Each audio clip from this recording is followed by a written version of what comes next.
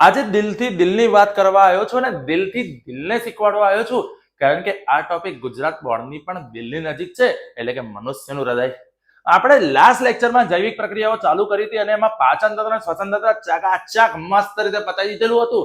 તો આજે આપણે મનુષ્યનું હૃદય પહેલા ભણીશું. અને મનુષ્યનું હૃદય આમ તો જોવા જઈએ તો બહુ કામનું છે, ભણવા માટે પણ, બોર્ડ માટે પણ ને શરીર માટે પણ. તો આપણે પહેલા વાત કરીએ કે હૃદયની જરૂર શરીરને કેમ પડે છે.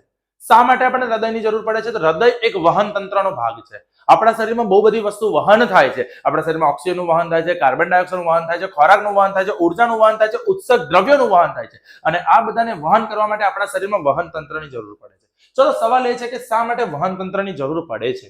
સમજો, કારણ છે કે આપણે વાત કરીએ સામાન્ય પ્રસરણ ક્રિયાની, કે જો સામાન્ય પ્રસરણ ક્રિયાથી કામ ચાલી જતું હોય તો શું થાય? જેમ કે ચલો, આપણને ઓક્સિજનની જરૂર છે, ઓક્સિજન લીધો, ઓક્સિજન હવે ફેફસામાં છે અને મારે દોડવું છે. એટલે મારે ઉર્જા પગમાં જોઈએ છે. ઉર્જા પગમાં જોઈએ છે એટલે ઓક્સિજનને પગ સુધી પહોંચવું પડશે. અને ઓક્સિજનને પગ સુધી પહોંચવા માટે પ્રસરણ ક્રિયા કરે ને તો લગભગ 3 વર્ષનો સમય લાગે. અને 3 વર્ષમાં બાપુ પહોંચી વળે પેલા પગ પતી ગયા હોય ને. સીધી વસ્તુ છે. એટલે પ્રસરણ ક્રિયા મનુષ્ય જેવા કોમ્પ્લેક્સ શરીરમાં પર્યાપ્ત નથી. બરાબર. અમીબા જેવા એક જેવી સજીવો નાના નાના હોય ને એમને ચાલી જાય, પણ મારા જેવા મોટા માણસો ને, મનુષ્યને, મોટો તો હું છું જ, પણ તમે બધા મોટા જ કહેવાય ને અમીબાની કમ્પેરમાં, તો એવા મોટા શરીરમાં ઓક્સિજનને હૃદયથી ફેફસાથી પગના ટેરવા સુધી પહોંચવા માટે લગભગ 3 વર્ષનો સમય લાગે છે. અને આટલામાં પહોંચી વળાય નહીં, એટલે ભગવાને આપણને એક મસ્ત મજાનો ટકાટક ચકાચક પંપ આલ્યો છે. અને એ પંપને આપણે હૃદય કહીએ છીએ. શું કહીએ છીએ બેટા? હૃદય. કારણ કે પ્રસરણ પર્યાપ્ત નથી. તો હૃદય એક વહન તંત્રનો મુખ્ય ભાગ છે. હૃદય આપણા શરીરનો પંપ છે. પંપ એ આપણા શરીરમાં પમ્પિંગ કરે છે. કોને? રુધિરને. બરાબર. તમને બીજા ઉદાહરણથી સમજાવું. એવું વિચારો કે આપણા લેટ્સ સે કે આપણી પાસે એક માળનું ઘર છે. એક માળના મકાનમાં ધાબે જ ટાંકી મૂકી છે, પહેલા માળ પર ટાંકી છે. હવે આપણને ટાંકીમાં પાણી ચડાવવું છે તો આપણે 2 ડોલ ભરીને ધાબે લઈ જઈને ધાબે ટાંકીમાં નાખી દઈએ તો ચાલી જાય. કારણ કે મકાન નાનું છે ને, મકાન નીચું છે, તો તમે શાંતિથી પ્રેમથી પ્રસરણની જેમ ચડી જાઓ, ચાલી જાય. પણ એ જ વસ્તુ વિચારો, 11 માળનું મકાન છે, મોટું ટાવર છે, બરાબર, અને ટાવરના ધાબે 12મા માળે ટાંકી છે. હવે તમે 11મા માળે ડોલ લઈને ચડો બાપુ, અને પછી પાણી નાખવા જાઓ, શું હાલત થાય? અને હાલત થાય તો ઠીક છે યાર, થાકી કેટલા જવાય અને પહોંચી ના વળે, ટાઈમે વધારે લાગે, તો આપણા શરીરનું પણ કંઈક એવું છે. આપણું શરીર 11 માળનું મકાન જેવું છે. મારા 15 માળ હશે, વાંધો નહીં, પણ 11 માળના મકાન જેવું છે. હવે આપણા શરીરમાં એક અંગથી બીજા અંગ સુધી રુધિરને પહોંચવા માટે ઘણો સમય લાગે. જો પ્રસરણ લઈએ એટલે આપણે હૃદય એટલે કે પંપ મૂકીએ છીએ. સમજો, 11મા માળે મારે પાણી ચડાવવું છે તો હું શું કરીશ? સ્વિચ ચાલુ કરીશ એટલે પાણી ધાર ધાર ધાર ધાર ધાર ધાર ધાર મોટરથી ચડી જાય છે ને. જેને મોટર કહો છો કે પંપ કહો છો, એવી રીતે આપણા શરીરનો મોટર કે પંપ હૃદય છે. હા, મેં હમણાં એવું પણ કીધું કે સ્વિચ ચાલુ કરીએ ત્યારે, પણ આપણું હૃદય કેવું છે? સ્વિચ કોઈ છે જ નહીં બાપુ. આખી જિંદગી હૃદય દિવસ રાત, સવાર સાંજ, ઉનાળો શિયાળો, ચોમાસું, વરસ, લીપ વરસ, કશું જોતું નથી. હૃદય દબા દબ દબા દબ દબા દબ દબા દબ ધક ધક ધક ધક કરતું આખા શરીરમાં રુધિર મોકલી જ રાખે છે.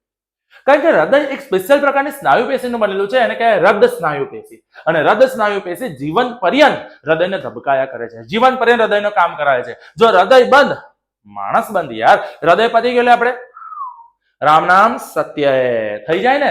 અને એવું જોવા જઈએ તો આજકાલ ઇન્ડિયામાં એક કિસ્સા વધી રહ્યા છે હાર્ટ એટેકના, હૃદય રોગની બીમારી. હાર્ટ એટેક કેમ થાય છે એ પણ હમણાં સમજીશ થોડી વારમાં, પણ હાર્ટ એટેક આજકાલ વધી ગયા છે. કેમ? કારણ કે આપણી અનહેલ્ધી લાઈફસ્ટાઈલ. આપણી અનહેલ્ધી લાઈફસ્ટાઈલ એટલે શું સમજો. તો આપણી અનહેલ્ધી લાઈફસ્ટાઈલ એટલે જોવા જઈએ ને તો આપણા બા દાદા બહુ હેલ્ધી હતા. કારણ કે મસ્ત ચોખ્ખું ઘી ખાતા હતા, ચોખ્ખા શાક રોટલી ખાતા, ચોખ્ખા દાળ ભાત ખાતા હતા. અરે એમના લગ્ન પ્રસંગમાં મીઠાઈ પણ શું હતી? મોહનથાળ, ચોખ્ખા ઘીની મોહનથાળ. બરાબર છે. મીઠાઈમાં શું હતું? લાડવા હતા. અને આપણા જેવું હાવ ફાલતું એકદમ પામોલીનમાં બનેલા કોઈ જ મીઠાઈ ખાતા નહોતા, પામોલીનથી બનેલું કોઈ ફ્રૂટ ખાતા નહોતા, અને એટલે હેલ્ધી હતા. હું એટલું ગેરંટી કહું, જેટલું તમારું દાદા દોડે ને એટલું તમે ના દોડી શકો. ઇવન કદાચ એવું પણ બનશે કે આપણા દાદા અત્યારે એટલા હેલ્ધી છે, આપણે થાકી જઈશું એ નહીં થાકે. આપણને 4 માળ ચડવાનું કીધું ને, લિફ્ટની જરૂર પડી જાય, દાદા કે અરે યાર શું લિફ્ટ જોઈએ, ફટફટ ચડી જાય. કેમ? કારણ કે ચોખ્ખું ખાધું છે. અને હું તમને પણ એ સલાહ આલું છું કે હવે આ બધું બહારનું છે ને વિચારી સમજીને ખાવાનું. કારણ કે બધું પામોલીનમાં છે, ક્યાંક ને ક્યાંક તમારે ચાઇનીઝ, ક્યાંક ને પંજાબીમાં ક્વોલિટી કોમ્પ્રોમાઇઝ થતા જ હોય છે. અને હું એવું કહું કે અગર માણસ કરોડપતિ છે ને તો પણ એની પાસે સૌથી અમૂલ્ય વસ્તુ પૈસા નથી. બસ પૈસા તો દુનિયાભરથી કમાઈ લે છે, પૈસા હશે નહીં હોય કોઈ ફરક નહીં પડે, તમારું શરીર મસ્ત હોવું જોઈએ. કારણ કે શરીરના અંગો હૃદય, કિડની, લીવર, પેન્ક્રિયાસ, આ બધી વસ્તુ છે, સ્વાદુપિંડ બાદુપિંડ, એ બધું તમે ઓનલાઈન લેવા જશો મળશે.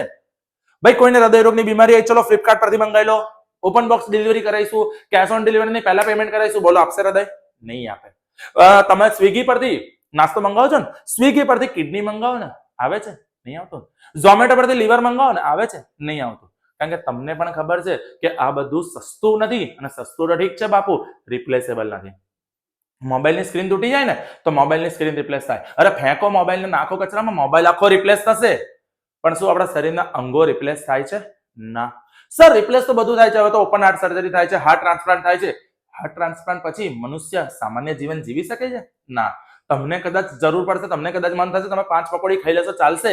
કોઈનું લીવર ટ્રાન્સપ્લાન્ટ થયું છે, કોઈનું કિડની ટ્રાન્સપ્લાન્ટ થયું છે, કોઈનું હાર્ટ ટ્રાન્સપ્લાન્ટ થયું છે, અને પછી એ વિચારશે મારે પકોડી ખાવી છે. બાપુ પકોડી ખાઈ પણ નહીં શકે, બહારનું પાણી નહીં પી શકે. એટલે સૌથી મહત્વનું તમારા શરીરમાં કઈ છે ને, તે છે તમારા શરીરના અંગો. સૌથી વધારે એને સાચવો. સારું ખાઓ, ચોખ્ખું ખાઓ, સારી હવા લો, મસ્ત ચાલો અને હેલ્ધી જીવો. બહુ ટેન્શન સ્ટ્રેસ લેવાનું નહીં, મોબાઈલ કરવાનું નહીં, શાંતિથી કશું નહીં કરવાનું, મસ્ત ઊંઘો અને ખુશ રહો. બહુ માહકની ટેન્શન જ નહીં લેવાની, તેલ લેવા ગઈ યાર. મસ્ત રોજનું રોજ તૈયાર કરતા જાઓ, રોજનું રોજ ભણતા જાઓ, બાકી તમને કોઈ ટેન્શન પણ નથી. ના તમારે કમાવા જવાનું છે, ના તમારે 5 ઘરના કામ કરવાના, ના તમારે કોઈ ચિંતા છે. ખાલી રોજનું રોજ તૈયાર કરો, મસ્ત ટકા લાવી દો, એટલે તમે ખુશ, પપ્પા ખુશ, પપ્પા ખુશ તો આપણે આમે ખુશ. એટલે કહું છું કે મસ્ત હેલ્થ રાખજો.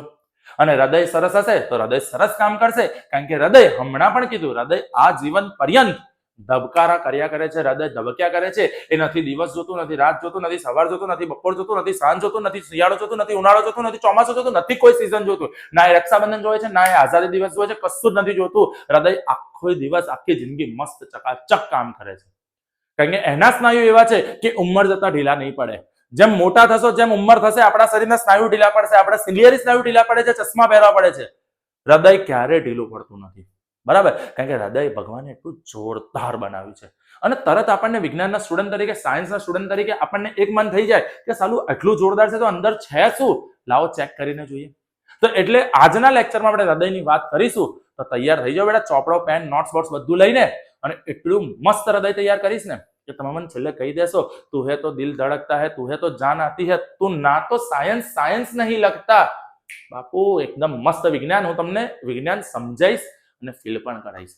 તો આજે હૃદયમાં સૌથી પહેલા આપણે હૃદય સમજવું હોય તો હૃદયની સૌથી પહેલા આપણે સમજવી પડે અલગ અલગ વાહિનીઓ.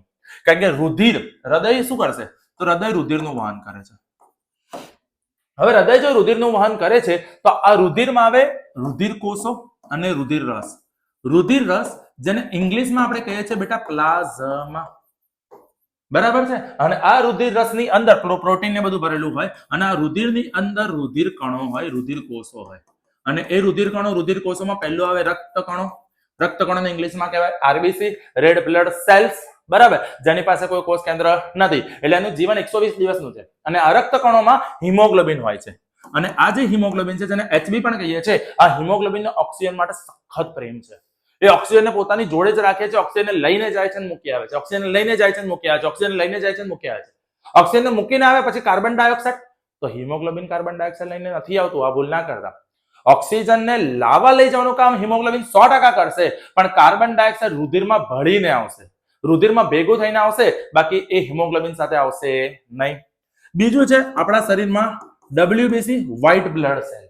વ્હાઇટ બ્લડ સેલ આપણા શરીરના શ્વેત કણો, આપણા શરીરની આર્મી, જે આપણા શરીરમાં આવતા બેક્ટેરિયા, વાયરસને મારવાનું કામ કરે છે. બરાબર? આપણને બીમારીઓથી રક્ષા આપવાનું કામ કરે છે. અને વ્હાઇટ બ્લડ સેલ્સનો કોઈ આકાર હોય નહીં. શ્વેત કણોનો કોઈ આકાર ના હોય, જરૂર પ્રમાણે એન્ટીબોડી બનાવે, એન્ટીબોડી પછી શરીરના રોગો સામે રક્ષણ આપશે. ત્રીજા છે આપણા શરીરમાં ત્રાક કણો, જે રુધિર ગંઠાવાનું કામ કરે છે, લોહી ગંઠાવાનું કામ કરે છે, જેને ઇંગ્લિશમાં પ્લેટલેટ્સ કહેવાય છે. પ્લેટલેટ શું છે બેટા? શાંતિ સાંભળજો. કે ધારો કે આપણે સાયકલ ચલાવતા હતા, સાયકલ ચલાવતા છોલાઈ ગયા, લોહી નીકળવાનું ચાલુ થઈ ગયું, તો શું દર વખતે ટાંકા લઈએ છીએ? સહેજ વાગ્યું આપણે ટાંકા લેવા જઈએ છીએ? ના. સહેજ વાગ્યું એટલે ચેઇન લગાવી દઈએ છીએ? જો મને વાગ્યું તો ચેઇન ખોલીને બતાવવાનું? ના, એવું હોતું નથી. તો શું થાય છે? તો જે જગ્યાએ નાનકડી ઈજા થઈ છે, જે જગ્યાએ નાની ઈજા થઈ છે, ત્યાં આગળ પ્લેટલેટ્સ એટલે કે ત્રાક કણો આવશે. ત્રાક કણો ત્યાં લોહીને ગંઠાઈ દેશે, અને લોહી ત્યાં ગંઠાઈ જશે. લોહી ત્યાં ગંઠાઈ જશે એટલે શું થશે? ધીમે ધીમે લોહી બહાર વહેતું બંધ થઈ જશે. ને તો જો વધારે પડતું લોહી વહી ગયું તો બ્લડ પ્રેશર આપણું પડી જાય અને માણસ માંદો પણ મળી શકે, બીમાર થઈ શકે, માણસ મરી પણ શકે.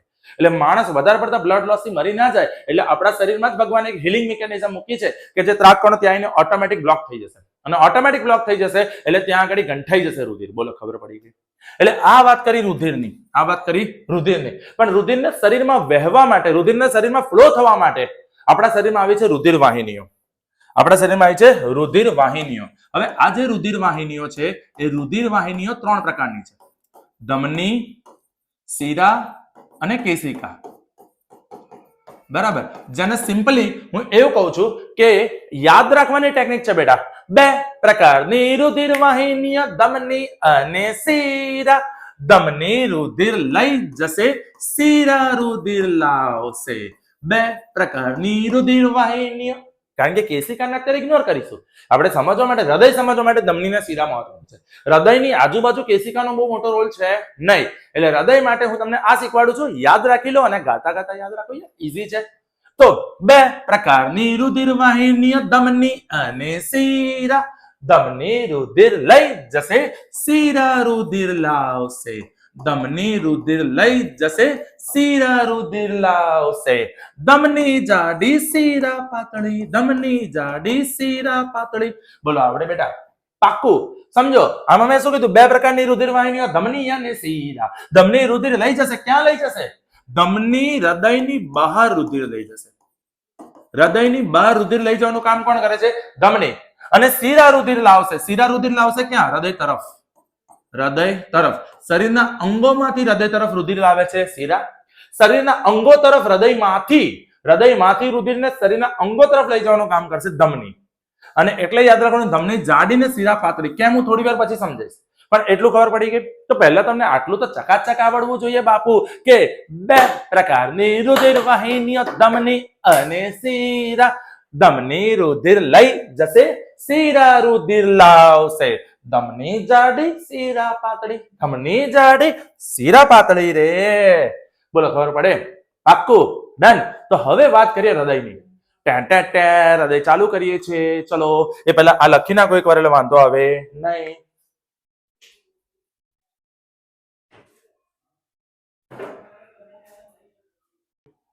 ચલો, તો હવે આપણે આગળ વધીશું અને હવે આપણે હૃદયને ઓળખીશું. હૃદય શું છે, કેવું છે, કેમ છે, કેવી રીતે છે.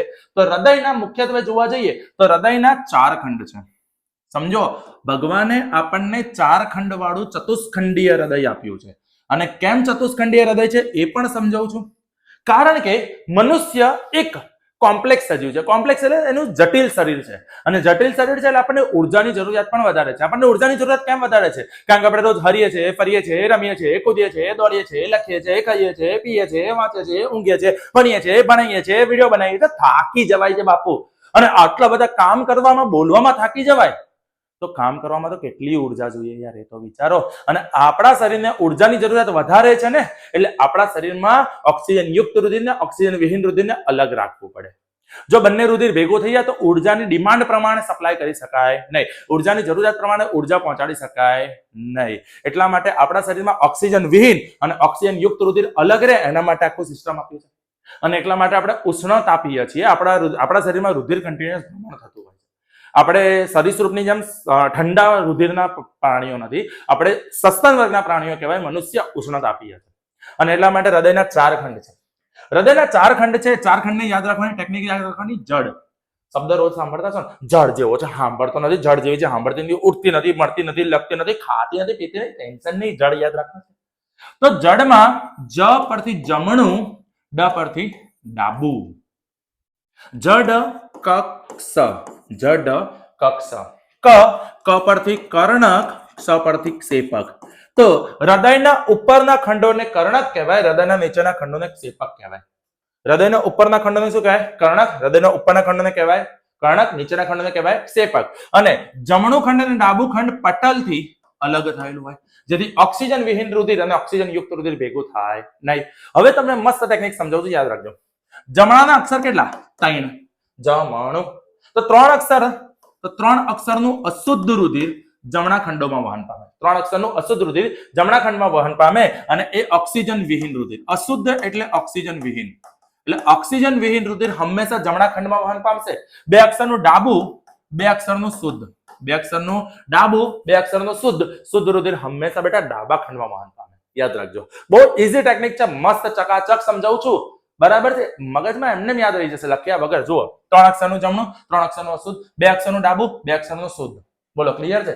હજી એક ટેકનિક, 3 અક્ષરનું જમણું, 3 અક્ષરનું અશુદ્ધ, 3 અક્ષરનો ત્રિદલ વાલ્વ.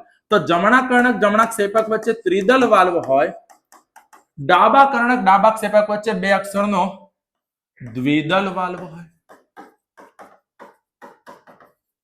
બોલો, આટલું ખબર પડે છે? યાદ રાખજો, જમણા કર્ણક જમણા ક્ષેપક વચ્ચે ત્રિદલ વાલ્વ, જમણા ક્ષેપક ડાબા કર્ણક ડાબા ક્ષેપક વચ્ચે દ્વિદલ વાલ્વ, જેથી રુધિર બેકફ્લો ના થાય, રુધિર પાછું ના જાય. આ સિવાય વધારાના 2 વાલ્વ હોય જેની ચોપડીમાં વાત કરી નથી. ક્ષેપકની બહાર પણ 2 વાલ્વ હોય, બરાબર. જમણા ક્ષેપકની બહાર પલ્મોનરી વાલ્વ કહેવાય અને આને એરોટિકલ વાલ્વ કહેવાય. અર્ધચંદ્રાકાર હોય, સેમિલ્યુનર.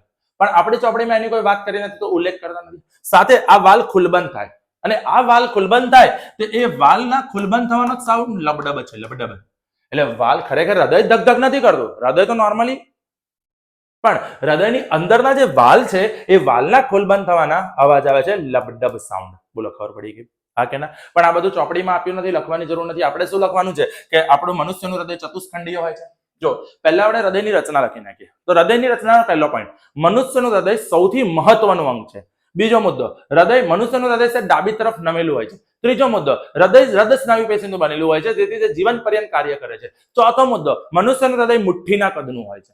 મનુષ્યનું હૃદય બંધ મુઠ્ઠીના કદનું આટલું જ હૃદય હોય છે, ડાબી તરફ હોય છે. આપણને અહીંયા હોય, અહીંયા વચ્ચે ના હોય હૃદય, ખબર છે ને? અહીંયા હોય. એટલે જો અહીંયા લખેલું શું છે? Student pro team DM. તમારા હૃદયની પાસે છે યાર, બરાબર ને? તો હવે હૃદય અહીંયા છે, બરાબર. હવે આ જે હૃદય છે એ હૃદયનું પહેલા સ્ટાર્ટિંગ લખી નાખ્યું, પછી લખવાનું કે હૃદયના 4 ખંડો છે. હૃદયના 4 ખંડો છે, તેથી હૃદય ચતુષ્ખંડીય હૃદય કહેવાય છે, જેમાં જમણા ખંડ, ડાબા ખંડ, ઉપરના ખંડોને કર્ણક કહેવાય છે, જે રુધિર એકત્ર કરે છે. નીચેના ખંડોને ક્ષેપક કહેવાય છે, જે રુધિરને બહાર મોકલે છે. જમણા કર્ણક જમણા ક્ષેપક વચ્ચે ત્રિદલ વાલ્વ હોય છે, ડાબા કર્ણક ડાબા ક્ષેપક વચ્ચે દ્વિદલ વાલ્વ હોય છે. જમણા ખંડ અને ડાબા ખંડ પટલ દ્વારા અલગ થયેલા હોય છે, જેથી ઓક્સિજન યુક્ત રુધિર ઓક્સિજન વિહીન રુધિર ભેગું થાય નહીં. આ થઈ ગઈ હૃદયની રચના. હૃદયની રચના પતી જાય પછી હૃદયની કાર્ય પદ્ધતિ સમજવી પડે. પહેલા આટલું તમારે સ્ક્રીનશોટ પાડો, તો સ્ક્રીનશોટ પાડી લો એટલે આગળ વધીએ.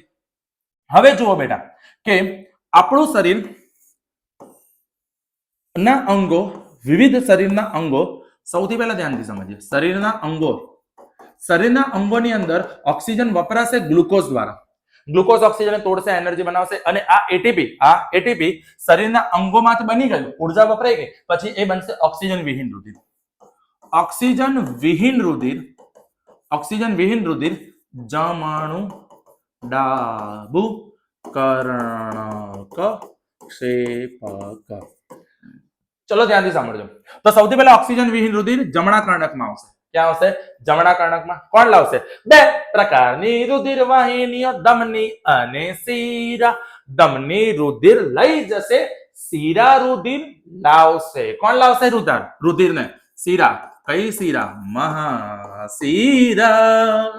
તો મહાશીરા શરીરના વિવિધ અંગોમાંથી ઓક્સિજન વિહીન રુધિર એકત્ર કરી, ભેગું કરી અને નાખશે ક્યાં? જમણા કર્ણકમાં. ત્યારે જમણું કર્ણક થોડું ખુલ્યું હોય, જમણું કર્ણક ખુલે એટલે જમણા કર્ણકમાં રુધિર એકત્ર થાય. ઓક્સિજન વિહીન રુધિર જમણા કર્ણકમાંથી જમણા ક્ષેપકમાં ત્રિદલ વાલ્વ મારફતે જશે. કયા વાલ્વથી જશે? ત્રિદલ વાલ્વ મારફતે. ત્યારબાદ જમણા ક્ષેપકના સંકોચનથી રુધિર હૃદયની બહાર જશે. રુધિર હૃદયની બહાર જશે, અને રુધિર હૃદયની બહાર જશે ત્યાં આગળ આવે છે ધમની. કારણ કે 2 પ્રકારની રુધિર વાહિનીઓ, ધમની અને શીરા. ધમની રુધિર લઈ જશે. ક્યાં લઈ જશે? હૃદયની બહાર. ક્યાં જાય છે? ફેફસા તરફ. એટલે હવે જમણા કર્ણકમાંથી ઓક્સિજન વિહીન રુધિર ધમની દ્વારા ફેફસામાં જશે. ધમની દ્વારા ક્યાં જશે? ફેફસામાં. તો ફેફસાને અડેલી ધમની હોય ને, એને યાદ રાખવાની ટેકનિક, ફેફસાને અડેલી હોય એને કહેવાય ફુફ્ફુસીય ધમની. એને કહેવાય ફુફ્ફુસીય ધમની. શું કહેવાય? ફુફ્ફુસીય ધમની. બોલો, આટલું ખબર પડે છે?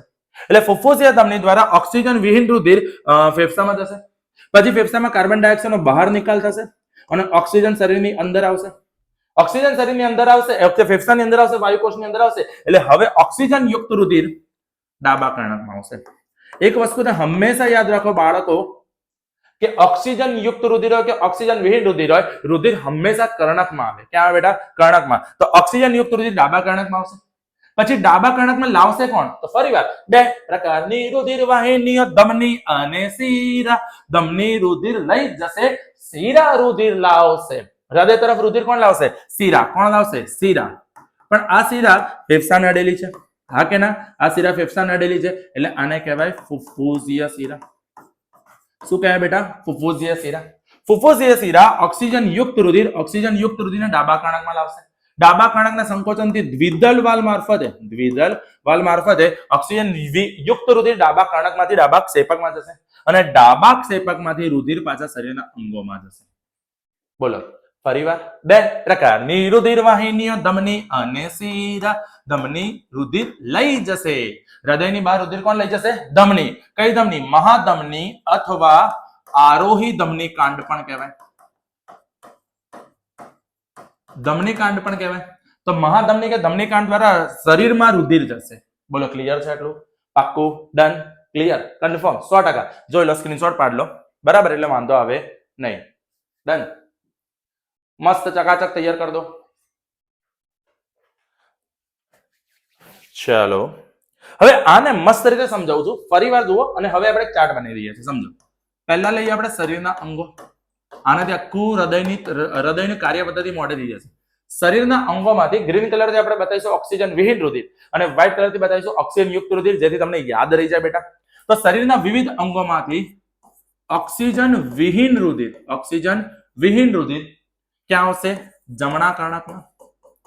અને જમણા કર્ણકમાં ઓક્સિજન વિહીન રુધિર લાવશે કોણ? મહાશિરા. કઈ શિરા? મહાશિરા. કઈ આવે? અગ્ર અને પશ્ચ મહાશિરા. અગ્ર મહાશિરા શરીરના ઉપરના ભાગમાંથી એટલે માથામાંથી, ખોભામાંથી, બધે શરીરના હાથમાંથી રુધિરને લાવશે અગ્ર મહાશિરા. અને હૃદયની નીચેના ભાગમાંથી, પગમાંથી, પેટમાંથી બધેથી રુધિર એકત્ર કરશે કોણ? પશ્ચ મહાશિરા. અગ્ર મહાશિરા અને પશ્ચ મહાશિરા. મહાશિરા ઓક્સિજન વિહીન રુધિર જમણા કર્ણકમાં લાવશે. જમણા કર્ણકમાંથી ત્રિદલ વાલ્વ મારફતે જમણા ક્ષેપકમાં રુધિર જશે. બોલો આટલું ખબર પડી ગઈ? હવે જમણા ક્ષેપકમાં રુધિર ગયું, પછી જમણા ક્ષેપકમાંથી રુધિર બહાર કોણ લઈ જશે? તો ફરીવાર બે પ્રકાર, જેટલી વાર બોલશો યાદ રહેશે. બે પ્રકારની રુધિર વાહિનીઓ ધમની અને શિરા. ધમની રુધિર લઈ જશે. કોણ લઈ જશે? ધમની. ક્યાં લઈ જાય છે બેટા? ફેફસામાં. અને ફેફસામાં રુધિર લઈ જાય છે એટલે એને આપણે કહીએ છીએ ફુફ્ફુસીય ધમની. શું કહીશું બેટા? ફુફ્ફુસીય ધમની. ફુફ્ફુસીય ધમની ફેફસામાં રુધિર લઈ જશે. ફેફસામાંથી કાર્બન ડાયોક્સાઇડ બહાર નિકાલ પામશે ઉચ્છવાસ દ્વારા, ઓક્સિજન અંદર આવશે શ્વાસ દ્વારા અને હવે રુધિર સાથે ભળશે વાયુકોષ્ઠોમાં. અને વાયુકોષ્ઠોમાં હવે ઓક્સિજન યુક્ત રુધિર વાયુકોષ્ઠોમાંથી ઓક્સિજન યુક્ત રુધિર એકત્ર થઈ અને ડાબા કર્ણકમાં જશે. ક્યાં જશે? ડાબા કર્ણકમાં. કોણ લઈ જશે? કોણ લાવશે? બે પ્રકારની રુધિર વાહિનીઓ ધમની અને શિરા. ધમની રુધિર લઈ જશે, શિરા રુધિર લાવશે. શિરા ફેફસાને અડેલી છે તો ફુફ્ફુસીય શિરા કહી દો. ફુવાવાળી શિરા નહીં, ફુફ્ફુસીય શિરા. ફુવાની શિરા નહીં. ફુફ્ફુસીય શિરા દ્વારા ડાબા કર્ણકમાં રુધિર આવશે. ડાબા કર્ણકમાંથી રુધિર ક્યાં જશે? દ્વિદલ વાલ્વ મારફતે ડાબા ક્ષેપકમાં રુધિર જશે અને ડાબા ક્ષેપકમાંથી શરીરના અંગોમાં મહાધમની કે ધમની કાંડ દ્વારા રુધિર પાછું શરીરના અંગોમાં ઠલવાશે. ખબર પડી? એક વસ્તુ સમજો બેટા કે આપણું હૃદય કઈક આ રીતે છે. કર્ણક જ્યારે દબાશે ત્યારે ક્ષેપક ખુલશે અને ક્ષેપક દબાશે ત્યારે કર્ણક ખુલશે. ક્ષેપક દબાય, કર્ણક ખુલે, કર્ણક દબાય, ક્ષેપક ખુલે. બરાબર છે? જો ટુકડો કેવી રીતે લખવાની? ફરીવાર સૌથી પહેલા હૃદયની ટુકડો 4 માર્ક, મફત, રોકડા, જલ્દી, રઘુ રોકડા હેડો. તો 4 માર્કમાં જોવા જઈએ તો સૌથી પહેલા હૃદયની રચના લખો. હૃદય.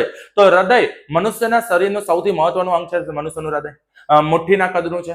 હૃદય સ્નાયુ પેશીનું બનેલું છે. જીવન પર્યંત ધબકાર કરે છે, હા કે ના? બરાબર છે. હવે હૃદયના 4 ખંડો, ચતુષ્ખંડીય હૃદય છે, 4 ખંડોનું હૃદય છે. ઉપલા ખંડને કર્ણક કહીશું, નીચલા ખંડને ક્ષેપક કહીશું. જમણી બાજુ ઓક્સિજન વિહીન રુધિર વહેશે, ડાબુ બાજુ ઓક્સિજન યુક્ત રુધિર વહેશે. બોલો આટલું ક્લિયર છે? હા કે ના? ડન. જમણા કર્ણક જમણા ક્ષેપક વચ્ચે ત્રિદલ વાલ્વ, ડાબા કર્ણક ડાબા ક્ષેપક વચ્ચે દ્વિદલ વાલ્વ હોય છે અને ઓક્સિજન યુક્ત રુધિર ઓક્સિજન વિહીન રુધિર ભેગું ના થઈ જાય તે માટે તેની વચ્ચે પટલ આવેલું હોય છે. એટલે પહેલા આપણને રચના લખતા આવડી જાય. કાર્યપદ્ધતિ અહીંયા ધ્યાનથી જુઓ. પહેલા જમણા ખંડમાં, પહેલું લખવાનું જમણા ખંડમાં શરીરના વિવિધ અંગોમાંથી ઓક્સિજન વિહીન રુધિર મહાશિરા દ્વારા એકત્ર કરી જમણા કર્ણકમાં લાવવામાં આવે છે.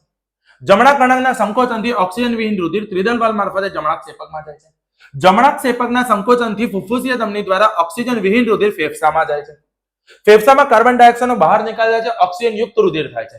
હવે લખવાનું ડાબા ખંડમાં ઓક્સિજન યુક્ત રુધિર ફુફ્ફુસીય શિરા દ્વારા ફેફસામાંથી ડાબા કર્ણકમાં ઠલવાય છે. ડાબા કર્ણકના સંકોચનથી ઓક્સિજન યુક્ત રુધિર દ્વિદલ વાલ્વ મારફતે ડાબા ક્ષેપકમાં જાય છે અને ડાબા ક્ષેપકમાંથી મહાધમની કે ધમનીકરણ દ્વારા રુધિર શરીરના અંગો તરફ ઠલવાય છે. બોલો ક્લિયર છે? એટલે અહીંયા હૃદય આપણું પૂરું થઈ જાય. હવે હૃદયમાં બે વાત કરવાની કે પહેલી વાત આપણે એવી કરી, બે પ્રકારની રુધિર વાહિનીઓ, ધમની અને શિરા. ધમની રુધિર લઈ જશે, શિરા રુધિર આવશે, આ ખબર પડી ગઈ. પણ તરત આપણે એવું પણ બોલ્યા, ધમની જાડી શિરા પાતળી, ધમની જાડી શિરા પાતળી. તો ધમની જાડી કેમ? કારણ કે ધમની રુધિર લઈ જશે. ધમની ક્યાંથી રુધિર લઈ જાય છે? હૃદયમાંથી રુધિર બહાર લઈ જાય છે ત્યારે ધમનીની અંદર રુધિર પ્રેશરાઇઝ હોય છે, એટલે કે દબાણ યુક્ત રુધિર અંદર જાય છે અને દબાણ વાળું રુધિર હોય છે તો દબાણને સહન કરવા માટે, દબાણને વિથસ્ટેન્ડ કરવા માટે ધમનીની દિવાલ જાડી રાખી છે. ભગવાન બહુ સખત વિચારીને વસ્તુ બનાવી છે બેટા. એટલે ધમનીની દિવાલ જાડી છે જેથી હૃદયનું જે પ્રેશર આવશે, હૃદયમાંથી બ્લડ આવે છે, એ રુધિરનું દબાણ સહન કરી શકે. જ્યારે શિરા શું કરે છે? શરીરના અંગોમાંથી રુધિર એકત્ર કરે છે અને રુધિર એકત્ર કરે છે એટલે એમાં બહુ દબાણ હોય નહીં, એટલે શિરાની દિવાલ પાતળી હોય છે. જો ધમનીના શિરાના ટૂંકમાં પૂછે તો મેં તમને બહુ સિમ્પલ કરી દીધી કે રુધિર વાહિનીઓ બે પ્રકારની, ધમની અને શિરા. ધમની રુધિર લઈ જશે તો કહેવાનું કે હૃદયમાંથી શરીરના અંગો તરફ ધમની દ્વારા રુધિર વહે છે. શિરા રુધિર લાવશે, શરીરના અંગોમાંથી હૃદય તરફ શિરા રુધિર લાવે છે. પહેલો થઈ ગયો. ધમનીની દિવાલ જાડી હોય છે, શિરાની દિવાલ પાતળી હોય છે. હવે સમજો, શિરામાં હંમેશા ઓક્સિજન વિહીન રુધિર વહે. તો ફુફ્ફુસીય શિરામાં એનાથી ઊંધું છે. જુઓ, અપવાદ છે. ફુફ્ફુસીય શિરામાં ઓક્સિજન યુક્ત રુધિર વહે છે. તો આ થઈ ગયો ત્રીજો મુદ્દો. મહાધમનીમાં હંમેશા ઓક્સિજન યુક્ત રુધિર વહે છે, તો ફુફ્ફુસીય ધમનીમાં ઓક્સિજન વિહીન રુધિર વહે છે. એટલે ધમનીના શિરાનું પણ મોઢે થઈ ગયું. તો સેમ વસ્તુ ઉપર કર્ણક છે. સમજો, આપણા હૃદય છે, હૃદયના ઉપરના ખંડ કર્ણક છે, નીચેના ખંડ ક્ષેપક છે. કર્ણકમાં હંમેશા રુધિર આવે છે એટલે બહુ પ્રેશરાઇઝ હોતું નથી, એટલે કર્ણકની દિવાલ પાતળી હોય. કર્ણકની દિવાલ કેવી હોય? પાતળી. અને ક્ષેપકની દિવાલ કેવી હોય? જાડી. એટલે ક્ષેપક જાડા હોય, ક્ષેપક કેવા હોય? જાડા, જેથી દબાણયુક્ત રુધિરને આગળ ફેલાવી શકે, આગળ મોકલી શકે. બોલો ક્લિયર થઈ ગયું? એટલે હૃદય હવે જ ચકાચક આવડશે ને. મેં તમને પહેલા જ કીધું, દિલથી દિલ કરાઈશ અને દિલથી દિલ તમારે લખવાનું છે અને કહી દીધેલું ને, તું હે તો સાયન્સ લખતા હે ના. બરાબર છે ને? ચલો જોઈ લો. તો હવે તમને યાદ રહે એના માટે મેં અહીંયા થોડી પીપીટીના મેઇન પોઈન્ટ્સ લઈ લીધા છે. એ પોઈન્ટ્સ પણ એકવાર રિવાઇઝ કરી લઈએ. સૌથી પહેલા હૃદય સૌથી મહત્વનું અંગ, મુઠ્ઠીના કદનું અંગ, હૃદય સ્નાયુ પેશીનું બનેલું છે. હૃદય સ્નાયુ પેશીનું બનેલું છે. હૃદય ચતુષ્ખંડીય 4 ખંડોનું છે. ઓક્સિજન યુક્ત અને ઓક્સિજન વિહીન રુધિર ભેગું ના થાય એના માટે 4 ખંડ છે. 4 ખંડો એટલે ચતુષ્ખંડીય. ઉપરના 2 ખંડને કર્ણક કહેવાય, નીચેના ખંડને ક્ષેપક કહેવાય. ક્ષેપકની દિવાલ કર્ણક કરતા જાડી હોય કારણ કે ક્ષેપકમાં દબાણયુક્ત રુધિર વહે છે. પછી હવે સમજો, એકવાર આપણે જુઓ તો આ છે આપણું જમણું કર્ણક, આ છે આપણું ડાબું કર્ણક, જે ઉપરના ખંડ છે, જે થોડા નાના પણ હોય છે. બરાબર? જે અગ્ર મહાશિરા ઉપરની બાજુથી અને પશ્ચિમ મહાશિરા અહીંયા આવે, નીચેની બાજુથી રુધિરને એકત્ર કરી અને પહેલા જમણા કર્ણકમાં નાખશે. જમણા કર્ણકમાંથી ત્રિદલ વાલ્વ મારફતે, આકૃતિનો વિડીયો મૂકીશ, પહેલા ટૂંકમાં સમજો. ત્રિદલ વાલ્વ મારફતે રુધિર જશે જમણા ક્ષેપકમાં. મારી જમણું ક્ષેપક દેખાય, એની દિવાલ પતલી છે જ્યારે એની દિવાલ થોડી જાડી છે. પછી જમણા ક્ષેપકમાં રુધિર આવશે ત્રિદલ વાલ્વ મારફતે. જમણા ક્ષેપકમાંથી ફુફ્ફુસીય ધમની દ્વારા એ ફેફસા તરફ રુધિર જશે. હવે અહીંયા આગળ આપણું ડાબું ફેફસું, અહીંયા આગળ આપણું જમણું ફેફસું, બે સમોસા. ફેફસામાં રુધિર એકત્ર થઈ ગયું, રુધિર ઓક્સિજન યુક્ત થઈ ગયું. પછી ઓક્સિજન યુક્ત રુધિર ફુફ્ફુસીય શિરા દ્વારા આ રહી અહીંયા છે. ફુફ્ફુસીય શિરા દ્વારા ડાબા કર્ણકમાં આવશે ઓક્સિજન યુક્ત રુધિર. ઓક્સિજન યુક્ત રુધિર ડાબા કર્ણકમાંથી ડાબા ક્ષેપકમાં જશે. ડાબા ક્ષેપકને સંકોચનથી મહાધમની દ્વારા, દેખાય આ રહી, મહાધમની દ્વારા શરીરના અંગો તરફ રુધિર જાય છે. શરીરના અંગોમાંથી પાછું રુધિર આવશે જમણા કર્ણકમાં, કન્ટિન્યુઅસ થશે. અને એટલા માટે એવું પણ કહેવાય છે કે હૃદયમાં રુધિરનું બેવડું પરિવહન છે. કેમ? કારણ કે એકનું એક રુધિર ઓક્સિજન યુક્ત અને ઓક્સિજન વિહીન, એમ એકનું એક રુધિર એક વખત હૃદયમાંથી 2 વખત પસાર થાય છે, એટલે એને બેવડું પરિવહન કહેવાય. એકનું એક રુધિર સમજો, પહેલા જમણા ભાગમાં થયું, પછી ઓક્સિજનમાં ગયું, પાછું ડાબા ભાગમાં ગયું, પછી શરીરમાં ગયું. મતલબ રુધિરનો એક જ કણ, એક રક્તકણ વિચારો તો એક રક્તકણ પહેલા જમણી બાજુ ગયો, લપસણી ખાધી હતી, એ લપસણી ખાઈને ફેફસામાં ગયો, ફેફસામાંથી લપસણી ખાઈને પાછો ક્યાં આવ્યો? ડાબામાં. એટલે એ લપસણી ખાવા માટે પહેલા જમણામાં આવ્યો, પછી ડાબામાં આવ્યો, એટલે 2 વખત લપસણી ખાવા હૃદયમાં આવ્યો, એટલે બેવડું પરિવહન કહેવાય ને. માછલી જેવા નાના હોય ને તો એકલ પરિવહન હોય, પણ આપણા જેવા શરીરમાં જેમાં હૃદય મોટું છે તો હૃદયમાં રુધિર 2 વખત પસાર થાય છે અને બેવડું પરિવહન કહે છે. ચલો જુઓ, હૃદયના જમણા ખંડમાં સૌથી પહેલા જમણા ખંડથી શરૂઆત કરવાની. તો અગ્ર મહાશિરા પશ્ચિમ મહાશિરા દ્વારા ઓક્સિજન વિહીન રુધિર જમણા કણકમાં આવશે. ત્રિદલવાન મારફતે જમણા કણકમાંથી જમણા ક્ષેપકમાં જશે. જમણા ક્ષેપકમાંથી ફુફ્ફુસીય ધમની દ્વારા હૃદય ફેફસામાં જશે. ફેફસામાં ગયા પછી ઓક્સિજન યુક્ત રુધિર ફુફ્ફુસીય શિરા દ્વારા ડાબા કણકમાં આવશે. ડાબા કણકમાંથી દ્વિદલવાલ મારફતે ડાબા ક્ષેપકમાં જશે અને ડાબા ક્ષેપકથી મહાધમની દ્વારા શરીરના અંગો તરફ રુધિર વહે છે. બોલો, આવડે આટલું? પાક્કું, ડન, કન્ફર્મ. તમે આ વસ્તુ જોઈ લો એટલે તમારે બીજું કશું જ જોવાની જરૂર પડે નહીં. ચલો ફટાફટ પેલા આટલું લખી નાખો બાળકો, સ્ક્રીનશોટ પાડ લો. ત્યાં સુધી હું પાણી પી લઉં બેટા.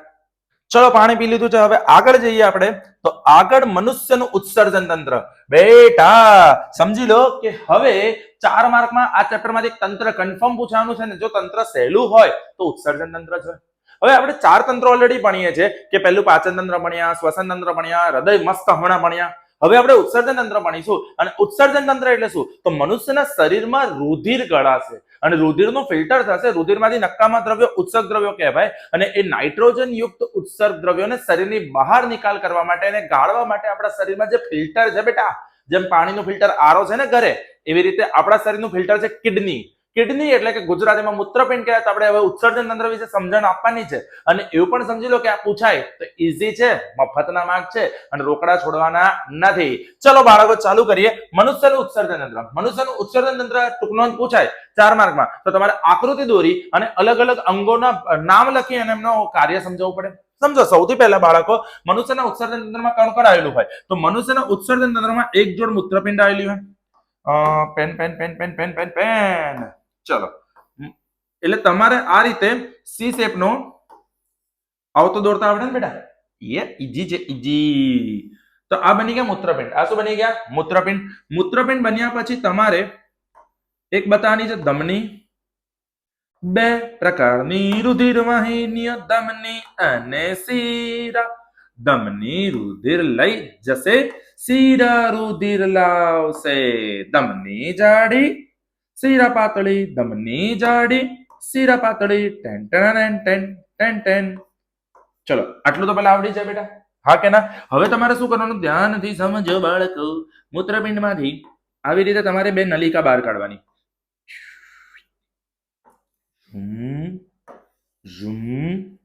અને હવે તમે એવું સમજો કે આપણે આ જે આકૃતિ છે ને થોડી ઉપર લઈ, શું દોર્યું? આઈડિયા આવી ગયો તમને બાળકો? હોશિયાર છોકરાઓ તમે.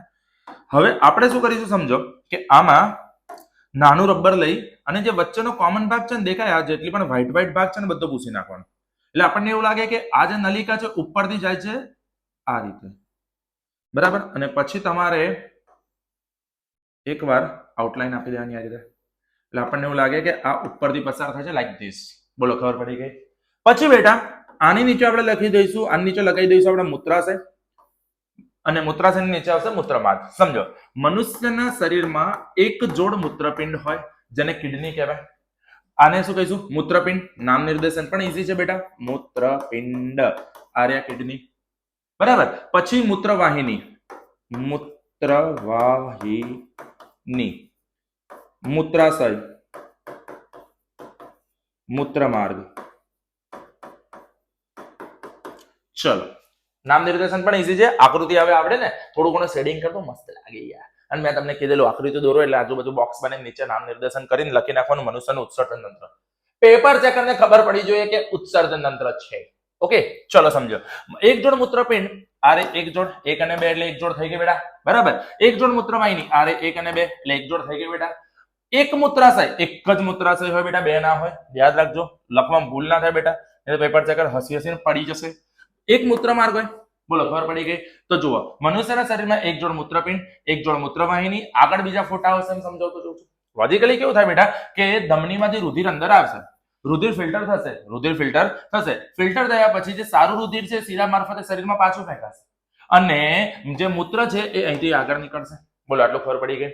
પાક્કું, કન્ફર્મ, શ્યોર, ડન, ટકાટક. ચલો જુઓ, તો એક જોડ મૂત્રપિંડ. હવે આપણે પહેલા લખીશું મૂત્રપિંડની ટૂંકનોંધ. તો મૂત્રપિંડ કરોડસ્તરની બંને બાજુ ઉદરમાં પાછળની બાજુ હોય અને કશેરુકા બાજુ હોય. કશેરુકા.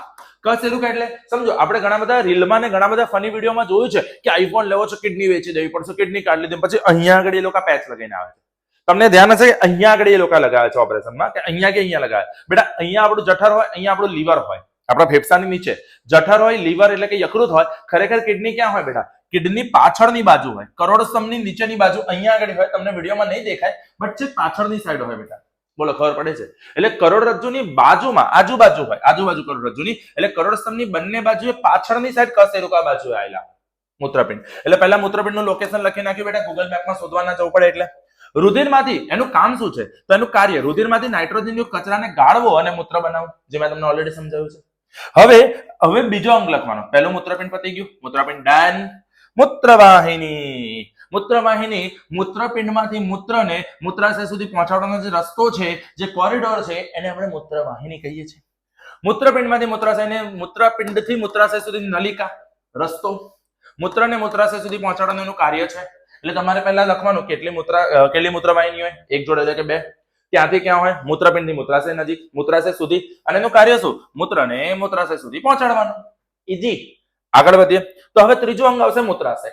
મૂત્રાશય આપણા શરીરની સ્નાયુમય કોથળી કે જેમાં મૂત્રનો હંગામી સંગ્રહ થાય. હંગામી મતલબ ટેમ્પરરી થાય, પરમનન્ટ ના સ્ટોર થાય ત્યાં આગળ બેટા. ટેમ્પરરી સંગ્રહ થાય. અને ટેમ્પરરી સંગ્રહ થાય એવું સમજી લો કે મૂત્રાશય એ મનુષ્યના મગજના કંટ્રોલમાં હોય છે, મનુષ્યના ચેતાતંત્રના કંટ્રોલમાં હોય છે. સમજો, આપણને ઘણી બધી વાર ચાલુ ક્લાસે ઘણી બધી વાર એવું થાય, sir may go to washroom.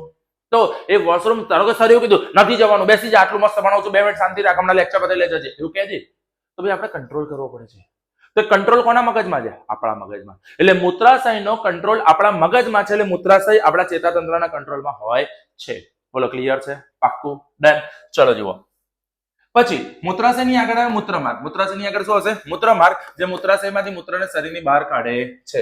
એટલે 4 માર્કમાં જો તમને આ પૂછાય તો તમે સિમ્પલ એક મસ્ત આકૃતિ દોરી દો. આકૃતિ દોર્યા પછી તમારે કશું જ નથી કરવાનું બાળકો.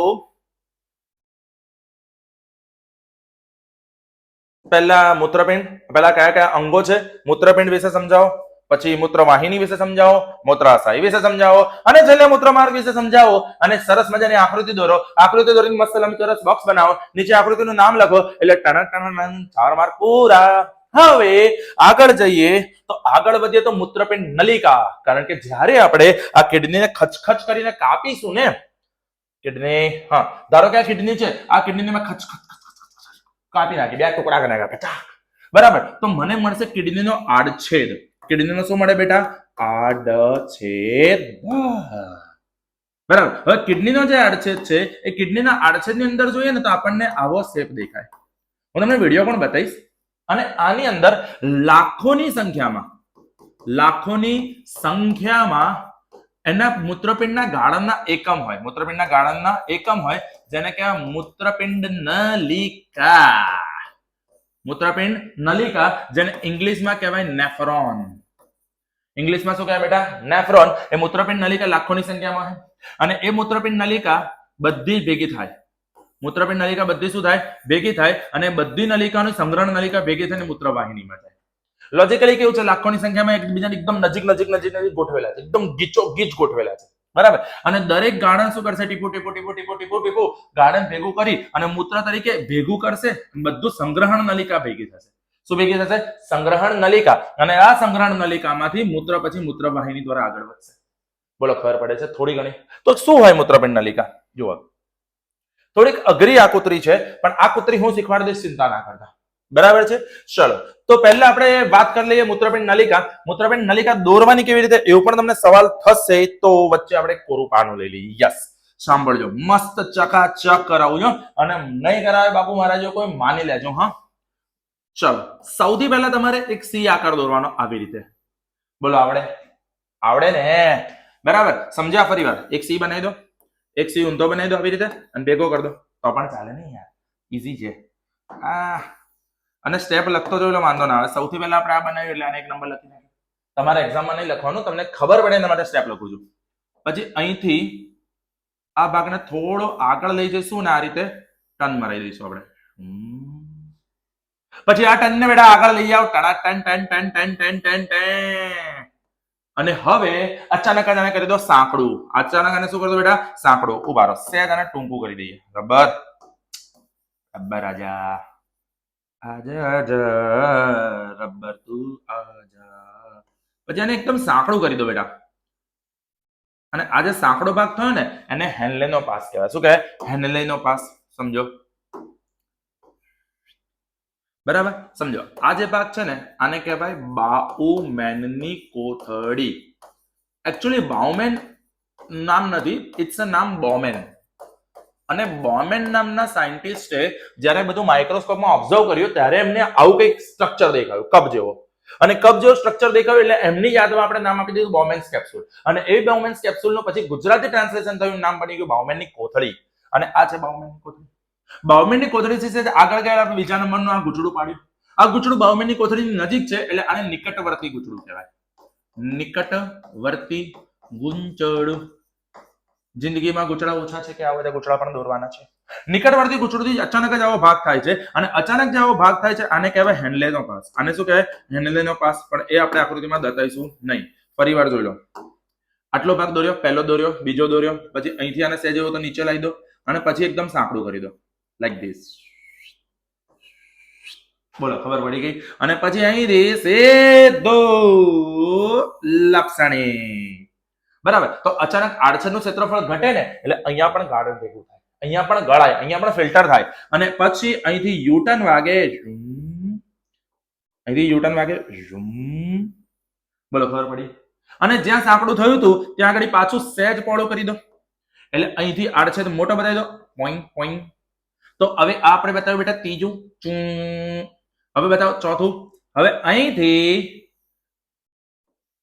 આ રીતે યુટર્ન મારી દો. બોલો, ખબર પડી ગઈ? હવે આ બાઉમેનની કોથળી દૂર છે ને એટલે આ જે પાંચમું ગુચડું બતાવ્યું એને કહેવાય દૂરસ્થ ગુચડું. દૂરસ્થ ગુચડું. ખબર પડે છે મારા વાલા વિદ્યાર્થી મિત્રો? ચલો, આટલું ક્લિયર થઈ ગયું બેટા? એટલે આ આની પાછળથી જાય છે એવું લાગે, બરાબર? અને અહીંથી પછી આ ટર્નને થોડો આગળ લઈ જાઓ, અહીંથી આ ટર્નને થોડો આગળ લઈ જાઓ, અને પછી અહીંથી આ રીતે આગળ એક પાઇપ બનાવવાની. પાઇપ થોડી નાની બનાવીશું. અહીંથી એક પાઇપ આ રીતે બતાવો, અહીંથી એક પાઇપ આ રીતે બતાવો. બોલો, ખબર પડી ગઈ? આખું શ્યોર? ડન? કોઈ સવાલ? તો આ બની ગયું શરૂઆતનું સ્ટ્રક્ચર. સુપર છે યાર. મેં તમને કીધું આકૃતિની કોઈ ચિંતા ના કરો, અંકિત સર બેઠા છે, અને મારા જેવી આકૃતિ કોઈ નહીં કરાવે. આ કૂતરીમાં તો આપણે એક્સપર્ટ છીએ. ચલો, બોલો, ક્લિયર છે? હવે આપણે લઈશું અંદર નલિકા. આ ધમની અહીં મૂત્રપિંડની. અહીં આગળ થોડું બતાવી દો ગુચડું. મેં તમને કીધું જિંદગીમાં ગુચડા ઓછા છે કે અહીંયા જ ગુચડા છે થોડા. આ રીતે આ ભેગું ના થઈને ધ્યાન રાખજો, બરાબર છે? અને આ જે ભાગ છે આને કહેવાય રુધિર કેશિકા ગુચ્છ. લોજિકલી રુધિરની જે કેશિકાઓ હોય ને બેટા એનું ગુચડું બાઉમેનની કોથળીની અંદર છે, જે સી કપ આકાર હતો એની અંદર છે આટલું. બોલો, ખબર પડે છે? પછી એને અહીંથી આ રીતે લહેરાતો લહેરાતો લહેરાતો અહીંથી નીચે ખેંચવાનું, અહીંથી ઉપર લઈ પાછું યુટર્ન મારવાનું. બાપુ અમારે પ્રેક્ટિસ જોઈએ. હા, 5 આ 6 7મું અહીંથી સ્ટાર્ટ થયું. 7મું પહેલા અહીંયા બતાવી દીધું, પછી 8મું અહીંયા લહેરાતો લહેરાતો લહેરાતો લહેરાતો યુટર્ન યુટર્ન યુટર્ન યુટર્ન લહેરાતો પાછો બહાર. યે બોય. બોલો, ખબર પડી ગઈ? એટલે અહીંયા રુધિર આવે, બરાબર? હવે પ્રોસેસ પછી સમજાવું છું, પહેલા આપણે આટલો ભાગ જોઈ લઈએ. તો હવે અહીંયા આગળ શું કરવાનું છે ધ્યાનથી જુઓ તમે. તો ઝૂમ નહીં થતું, કઈ નહીં, ચલો અત્યારે જવા દો. હવે તમારે મેઇન વાત છે, ધ્યાનથી જોજો બેટા. અહીંયા આગળ આપણે કલર બદલીએ તો તમને આઈડિયા આવે. અહીંયા તમારે બનાવવાનો આ રીતે. જો બહારની લાઈન બતાવી ને, ધ્યાનથી જોજો, બહારની લાઈન બતાવી છે ને ત્યાંથી તમારે આ રીતે વાય બનાવવાનો છે. એટલે પહેલા તમે આવો નાનો સી જેવો બનાવો, વી જેવો બનાવો, અને પછી અહીંથી આ રીતે, અહીંથી આ રીતે. ખબર પડે? બહારની જે યલો પાઇપ બતાવી ને એનાથી જ બતાવીશું આપણે આ રીતે, લાઈક ધીસ. શું એ કલર બદલ? હા, ઝૂમ ઝૂમ. એક કલર બદલ, ઝૂમ. આવું બતાવી દો. બોલો, એટલે ખબર પડે? હા કે ના? હવે તમારે શું કરવાનું છે ધ્યાનથી જુઓ, ધ્યાનથી સમજો. રબર નાનું કરી દઈએ આપણે. તમારે અણીવાળું રબર વાપરવાનું. અણીવાળી રબરમાં સૌથી પહેલા અહીંયા ઊભું પૂછો, બરાબર છે? અહીંયા ઊભું પૂછો તો અહીંયા કયું પૂછવાનું બેટા? આડું. અહીંયા કયું પૂછવાનું? ઊભું. અહીંયા કયું પૂછવાનું? આડું. આડું, ઊભું. અહીંયા ઊભું પૂછે તો અહીંયા પૂછવાનું આડું. અહીંયા આડું પૂછે તો અહીંયા શું પૂછવાનું બેટા? ઊભું. અહીંયા આડું, અહીંયા ઊભું, અહીંયા આડું. બરાબર છે. હવે આપણે આને થોડું ઘણું રિપેરિંગ કરવું પડશે. રિપેરિંગમાં શું કરીશું તો આપણે સૌથી પહેલા જે વ્હાઇટ ભાગ છે ને વ્હાઇટ ભાગ બતાવી દઈએ. જેમ કે અહીંયાથી વ્હાઇટ પાઇપ સળંગ છે જુઓ. એ તમે ભૂસો ને ત્યારે કદાચ એવું બને કે તમારાથી વધારાનો ભાગ ભૂસાઈ જાય તો કોઈ ચિંતા કરવાની રહેતી નથી. આ તો સળંગ જ છે, અહીંયા આ સળંગ છે, બરાબર છે. પછી અહીંયા તો આ ખચકો છે, અહીંયા આ સળંગ છે. અને પછી આ જે ગ્રીન ભાગ છે એને કમ્પ્લીટ કરી દઈએ લાઈક ધીસ. એ કલર બદલ. હા, પછી અહીંયા જુઓ આ આમ થઈ જશે ગ્રીન. હા, અહીંથી આ આમ થશે, અહીંથી આમ થશે અને આ પાછળ જતો એવું લાગશે આપણને. બરાબર છે. જો આ રીતે થશે. અહીંયા પણ વ્હાઇટ ભાગ આપણે અહીંયા યલો ભાગ આવશે જુઓ. તો આ ભાગ થઈ ગયો આપણો યલો. બોલો ક્લિયર છે. એટલે આ ઉપર નીચે થતું હોય ને એવું લાગશે, જ્યાં પણ ખચકા કશે રહેવાના જોઈએ બેટા, ધ્યાન રાખજો. બોલો ક્લિયર છે. પાક્કું પ્રેક્ટિસ કરવી પડશે બેટા. આનો કોઈ ઓપ્શન વિકલ્પ કશું છે નહીં. બરાબર છે. હવે આ દોરાઈ ગયું એટલે આપણું કામ પૂરું થઈ ગયું. બરાબર છે. કશું ના આવડે થોડું ઘણું ઉપર નીચે ખાલી ભૂસી નાખજો તો આઈડિયા આવે કે જેમ કે આ ઉપરથી જાય છે, આ નીચેથી જાય છે, આ ઉપરથી ગયો તો આ નીચેથી ગયો, આ ઉપરથી ગયો તો આ નીચેથી ગયો, એવું લાગવું જોઈએ. થોડી કોમ્પ્લિકેટેડ બનાવી હોય ને આકૃતિ તો અહીંથી પાછું એક ગૂંચડું વધારે બતાવી દો. સર રહેવા દો નહીં યાર. અરે કોઈ વાંધો નહીં બેટા, જિંદગીમાં ગૂંચડા ઓછા છે. જિંદગીમાં ગૂંચડા તો રહેવાના છે. ગૂંચડા વગરની જિંદગી મજા નહીં યાર. અહીંથી આ ભેગું કરી દો, અહીંથી આ ભેગું કરી દો. બોલો આવડે? ક્લિયર? એવું હોય ને તો અહીંયા પણ ભૂસી નાખવાનું. Twig twig twig twig twig twig એટલે નળી જોડાયેલી એવું લાગે. શુમ શુમ અહીંયા પાછળથી શુમ, અહીંયા પાછળથી શુમ. જો કમ્પ્લીટ થઈ ગયું બેટા. રાઈટ? સમજો. તો આ જે રુધિર કેશિકા ગુચ્છ છે એ રુધિર કેશિકા ગુચ્છ બતાવ્યું. હવે સૌથી પહેલા શું થાય તો સૌથી પહેલા જે રુધિર છે ને એ રુધિર અહીંયા આવશે. રુધિર અહીંયા આવશે એટલે રુધિરનું સૌથી પહેલા પ્રારંભિક ગાળણ અહીંયા થશે અને એમાંથી જે નક્કામાં કચરો છે, નક્કામાં કચરો અહીંયા નલિકામાં આગળ વધશે. અને જે સારું રુધિર છે એ ગળાઈને અહીંયા જશે. એટલે ફર્સ્ટ પહેલું અહીંયા ગાળણ થઈ ગયું. હવે ફરીવાર જ્યારે અહીંયા જશે ત્યારે દરેક સ્ટેપમાં ગાળણ થશે. સમજો. એટલે કચરો અહીંથી આગળ જશે, આગળ જશે, આગળ જશે. અહીંયા બીજી વાર ગળાશે, અહીંયા ત્રીજી વાર ગળાશે, અહીંયા ચોથી વાર ગળાશે, અહીંયા પાંચમી વાર ગળાશે. કન્ટિન્યુઅસ ગળાતું જશે અને છેલ્લે તમારી પાસે શું વધશે? મૂત્ર. અને જેટલું પણ પાણી તમારું કામનું છે, શરીરમાં જેટલું પણ રુધિર છે, જેટલા પણ કામના દ્રવ્યો છે એ રુધિરના કામના દ્રવ્યો બધા અહીંયાથી ભેગા થશે અને આ બધા જ દ્રવ્યો ભેગા થઈને આ નલિકામાંથી શિરાથી શરીરમાં પાછા જશે. શરીરમાં પાછા જશે અને અહીંયા સંગ્રહણ નલિકામાંથી શું થશે તો સંગ્રહણ નલિકા, અહીંયા બીજો એક મૂત્રપિંડ નલિકા છે, અહીંયા ત્રીજું એક મૂત્રપિંડ નલિકા છે. આ બધી નલિકાઓ ભેગી થાય. આ બધી નલિકા ભેગી થાય અને બધી નલિકા ભેગી થઈને જશે મૂત્રવાહિનીમાં. સમજો કે આ પહેલું ધારો કે મેં દોર્યું મૂત્રપિંડ નલિકા, તો એની સંગ્રહણ નલિકા. આ બીજું દોર્યું તો એની સંગ્રહણ નલિકા. આ ત્રીજું દોર્યું તો એની સંગ્રહણ નલિકા. આ બધી સંગ્રહણ નલિકા એકબીજા જોડે જોડાય. આ બધી સંગ્રહણ નલિકા જોડાય અને એક મોટી નલિકા બને અને મોટી નલિકા મૂત્રવાહિનીમાં કનેક્ટ થાય. બધી શેમાં કનેક્ટ થાય બેટા? મૂત્રવાહિની. એટલે આ બધા જ ગાળણ જશે મૂત્રવાહિનીમાં. બોલો ખબર પડે છે? પાક્કું? ડન. જો એક વિડીયો બતાવું તમને.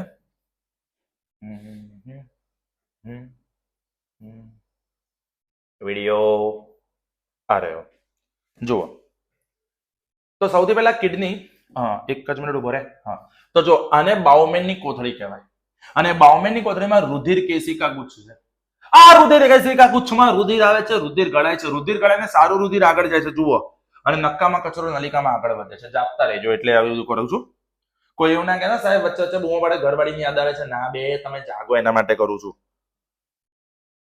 જુઓ દેખાય નક્કામાં કચરો આગળ ગયો, યુરિયા, એમોનિયા ઓક્સાઇડ, ગ્લુકોઝ અને એ બધું જ પછી ધીમે ધીમે ધીમે આગળ ગળાતું જશે. બોલો આટલું પહેલા સમજી લઈએ. રાઈટ? મસ્ત છે ને? અરે તમારા સરસ મસ્ત છે યાર. તો આ બધું મસ્ત જ હોય નહીં યાર. ચલો તો મૂત્રપિંડ નલિકા. મૂત્રપિંડ નલિકા શું કહે છે તો ગાળણનો પાયારૂપ એકમ મૂત્રપિંડ નલિકા કહેવાય. ગાળણનો પાયારૂપ એકમ શું કહેવાય? મૂત્રપિંડ નલિકા. મેં અહીંયા ખાલી પોઈન્ટ્સ આપ્યા છે, પોઈન્ટ્સ લખી રાખો એટલે તમને આખી ટૂંકમાં લખતા આવડે. બેટા સમજો, જેમ ગુજરાતીમાં નિબંધ લેખન આપ્યું મુદ્દા આલ્યા હોય, મુદ્દા પરથી આખો નિબંધ લખી શકો ને એવી રીતે મેઇન પોઈન્ટ્સ અહીંયા યાદ રાખી લો, વાંધો આવે નહીં. જો શું કહે છે કે ગાળણનો પાયારૂપ એકમ મૂત્રપિંડ નલિકા છે. મોટી સંખ્યામાં નજીક નજીક ગોઠવાયેલી નલિકાઓ હોય છે. લાંબી ગૂંચળામય રચના હોય છે જેમાં અગ્ર આકારે કપ આકારની બાઉમેનની કોથળી હોય છે. બાઉમેનની કોથળી. બોલો ખબર પડી કે બેટા? અગ્ર આકારે કપ આકારની બાઉમેનની કોથળી. બરાબર. બાઉમેનની કોથળીની અંદર રુધિર કેશિકા ગુચ્છ. આ રહ્યું રુધિર કેશિકાનું ગુચ્છ અને અંતઃ સંગ્રહણ નલિકામાં, અને અંતઃ ક્યાં થશે? સંગ્રહણ નલિકામાં. તમે મૂત્રપિંડ નલિકાની અગર રચના કે તો રચનાની શરૂઆત કપ આકારની બાઉમેનની કોથળીથી સંગ્રહણ નલિકા સુધી પહોંચવાનું છે. બોલો ક્લિયર થાય છે? જો આકૃતિ આ બનાવ્યું નિકટવર્તી ગૂંચળું, અહીંયા હેન્ડલેનો પાસ છે, દેખાય છે? હેન્ડલેના પાસ થી અહીંયા પાછો હેન્ડલેનો પાસ ખુલ્યો, દેખાય છે? અને પછી પાછું દૂરસ્થ ગૂંચળું અને આ સંગ્રહણ નલિકા. અહીંયા બીજી એક નલિકા હોય, અહીંયા બીજી એક નલિકા હોય, અહીંયા બીજી નલિકા હોય, અહીંયા બીજી નલિકા હોય, અને આ બધી નલિકાનું મૂત્ર સંગ્રહણ નલિકામાં ભેગું થાય અને આ મૂત્ર વાહિનીમાં જાય. સિમ્પલ યાર, બરાબર ને? જુઓ શું કહે છે તમને, તો મૂત્ર નિર્માણ હેતુ, મૂત્ર નિર્માણનો હેતુ એટલે તમને મૂત્ર નિર્માણ કેવી રીતે થાય છે, મૂત્રનું નિર્માણ કેવી રીતે થાય છે, મૂત્ર કેવી રીતે બને છે, આવો સવાલ પણ પૂછાઈ શકે. તો આ સવાલ પૂછાય તો તમારે આ લખવાનું. સમજો, મૂત્ર નિર્માણ પૂછે તો તમારે મૂત્રપિંડ નલિકા પણ લખવી પડે. મૂત્રપિંડ નલિકાની રચના પૂછવી હોય તો તમારે આ લખવાનું છે, બરાબર છે? અને મૂત્ર નિર્માણ કીધું હોય તો તમારે આ આકૃતિ તો આ રહી ને બેટા, મસ્ત સમજાવી દીધી ને, આવડશે ને? અને પ્રેક્ટિસ તો કરવી પડશે રાજા, પ્રેક્ટિસ કર્યા વગર નહીં જ આવડે, બરાબર? તો જ રાજા બનશો, બાકી ગુલામ રહેશો. અને આપણે બધા પહેલેથી રાજા છે. ચલો, હેતુ. મૂત્ર નિર્માણ રુધિરમાંથી ઉત્સર્ગ દ્રવ્ય ગાળીને અલગ કરવા એ મૂત્ર નિર્માણનો હેતુ છે. તો રુધિરમાંથી યુરિયા, યુરિક એસિડ જેવા નાઇટ્રોજન યુક્ત ઉત્સર્ગ દ્રવ્ય દૂર કરવા. યુરિયા અને યુરિક એસિડ જેવા નાઇટ્રોજન યુક્ત ઉત્સર્ગ દ્રવ્ય શેમાં દૂર થશે? તો નાઇટ્રોજન યુક્ત ઉત્સર્ગ દ્રવ્ય યુરિયા, યુરિક એસિડ મૂત્ર નિર્માણની ક્રિયામાં આપણા ઉત્સર્જન તંત્રમાં અલગ થશે. સમજો, નલિકાઓ દ્વારા મૂત્ર ઉત્પન્ન થાય છે.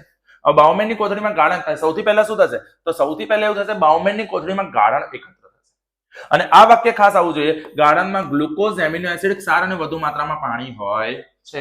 અને પછી નલિકામાં આગળ વહન થાય તો એ દરમિયાન પદાર્થોનું પસંદગીશીલ પુનઃશોષણ થાય. એટલે કામના દ્રવ્યો જે છે, સમજો, કામના દ્રવ્યો જે છે એ રુધિરમાં પાછા ઠલવાય, એ રુધિરમાં પાછા ઠલવાય અને શરીરમાં પાછા છે ઠલવાય, ઠલવાય, હશે, સમજી ગયા ને? ગુજરાતી જોડની બોર્ડની આપણને બહુ વાંધો નથી આવતો, પણ આટલું તો ક્લિયર થઈ ગયું બેટા, પાક્કું. તો યુરિયા અને યુરિક એસિડ જેવા નાઇટ્રોજન યુક્ત ઉત્સર્ગ દ્રવ્યો ઉત્પન્ન કરશે કોણ? મૂત્ર નિર્માણની ક્રિયામાં મૂત્રપિંડ નલિકા, નલિકાઓ દ્વારા મૂત્ર ઉત્પન્ન થશે. સૌથી પહેલો પોઈન્ટ આ મેઇન આવવો જોઈએ કે બાઉમેનની કોથળીમાં ગાળણ એકત્ર થાય છે. બીજો આ પોઈન્ટ ખાસ આવવો જોઈએ, ગાળણમાં ગ્લુકોઝ, એમિનો એસિડ, ક્ષાર અને વધુ માત્રામાં પાણી, અને લખવું જ પડે બાપુ, ના ચાલે તો ના જ ચાલે, લખવું પડશે. અને નલિકામાં વહન દરમિયાન ઉપયોગી પદાર્થનું પુનઃશોષણ થાય છે. બોલો ક્લિયર છે એટલું? પાક્કું?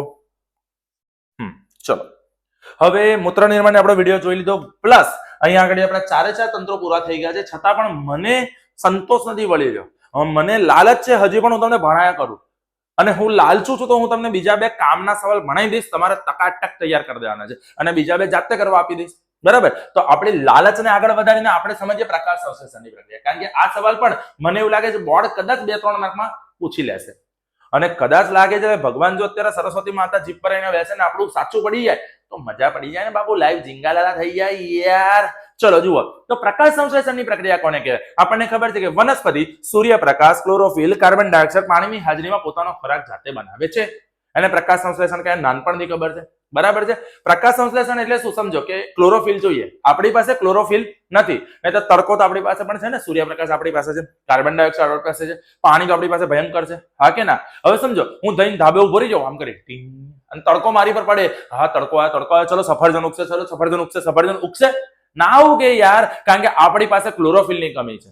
આપણે ધાબે જઈને આમ ઉભા રહી જઈએ છીએ તો ઓબ્વિયસલી આપણા શરીરમાંથી બધા પાંદડાને બધું ઉગવાનું ચાલુ થતું નથી, કારણ કે ક્લોરોફિલની કમી છે. અને ક્લોરોફિલની કમી છે એટલે આપણે સૂર્યપ્રકાશનું રાસાયણિક ઉર્જામાં રૂપાંતર નથી કરી શકતા. એટલે કે ડોટ યાદ રાખો, રાસાયણિક ઉર્જાનું સૂર્યપ્રકાશનું સૂર્ય ઉર્જાનું રાસાયણિક ઉર્જામાં રૂપાંતર કોણ કરે છે?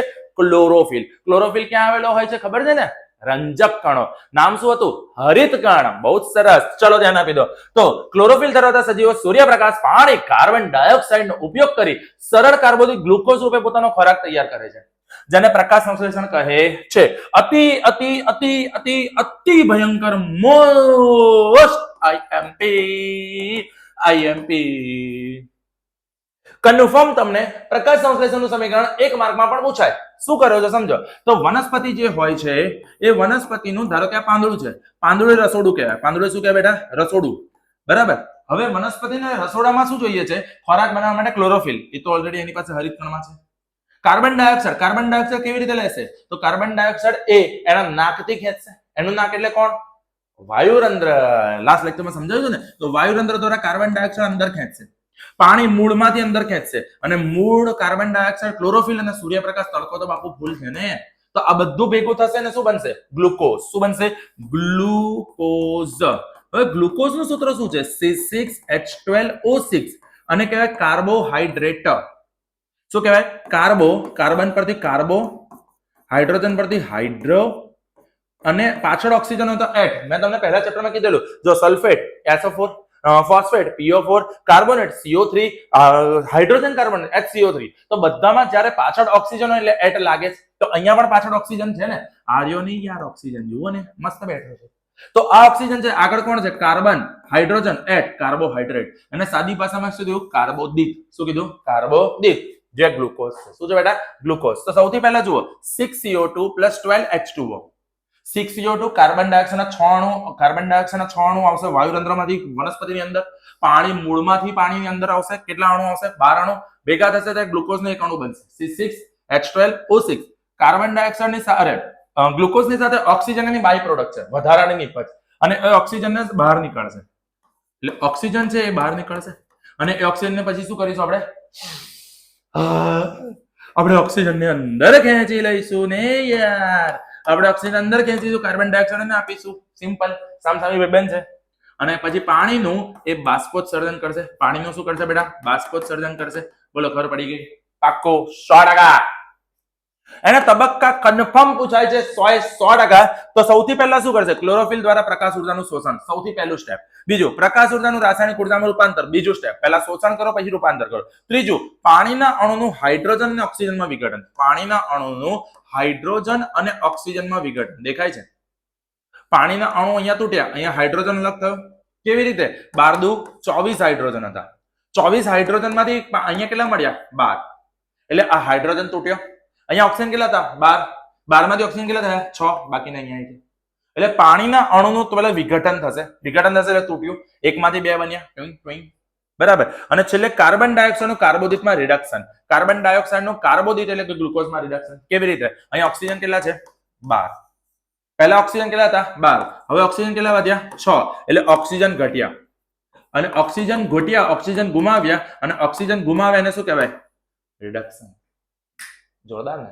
આને કહેવાય રિડક્શન. એટલે કાર્બન ડાયોક્સાઇડનું ઓક્સિજન ઘટવાના કારણે કાર્બન ડાયોક્સાઇડનું કાર્બોદિતમાં રિડક્શન થાય. 4 તબક્કા. પહેલા સૂર્ય ઉર્જાનું શોષણ, સૂર્ય ઉર્જાનું રાસાયણિક ઉર્જામાં રૂપાંતર, પાણીના અણુનું વિઘટન, અને કાર્બન ડાયોક્સાઇડના કાર્બોદિતનું રિડક્શન.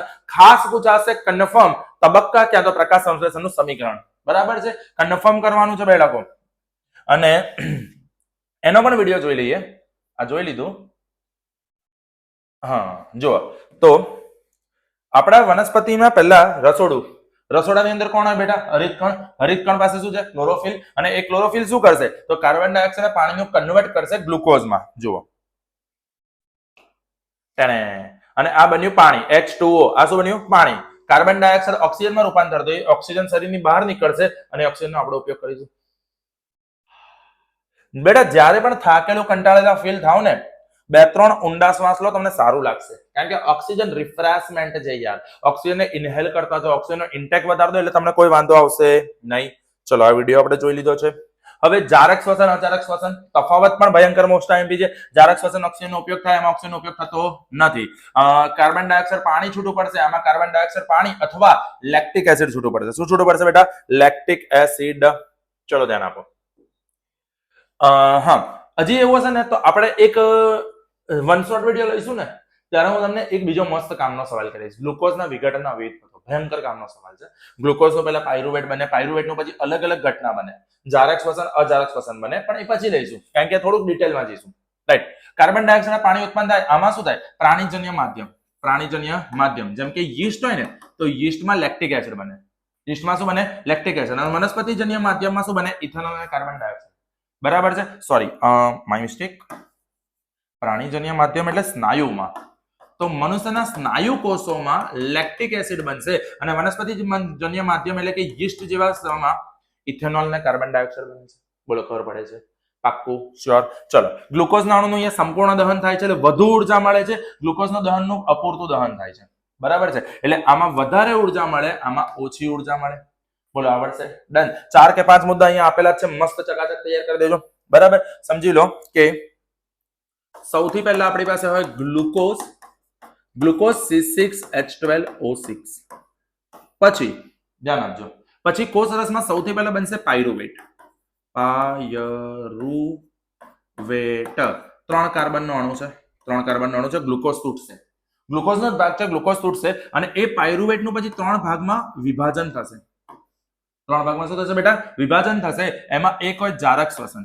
જારક શ્વસન એટલે ઓક્સિજનની હાજરીમાં, ઓક્સિજનની હાજરીમાં એટલે ઓક્સિજનની હાજરી શામાં આવશે? કણાભ સૂત્રમાં. તો આ પાયરુવેટ કણાભ સૂત્રમાં જશે. કણાભ સૂત્રમાં ઓક્સિજનની હાજરીમાં અણુ તૂટશે અને બનાવશે કાર્બન ડાયોક્સાઇડ, પાણી અને ઢગલાના ભાવે ઉર્જા. ઉર્જા એટલે એટીપી, એડિનોસાઇન ટ્રાઇફોસ્ફેટ. પણ એ જ વસ્તુ સમજો કે આપણા શરીરમાં ઓક્સિજનની અપૂર્ણ હાજરી હોય, ઓક્સિજનની અપૂર્ણ હાજરી બને ત્યારે ઓક્સિજનની અપૂર્ણ હાજરીમાં આપણા શરીરના સ્નાયુ કોષોમાં લેક્ટિક એસિડ બને. સ્નાયુ કોષોમાં શું બને? Lactic acid. અને ઉર્જા છૂટી પડે થોડી ઘણી.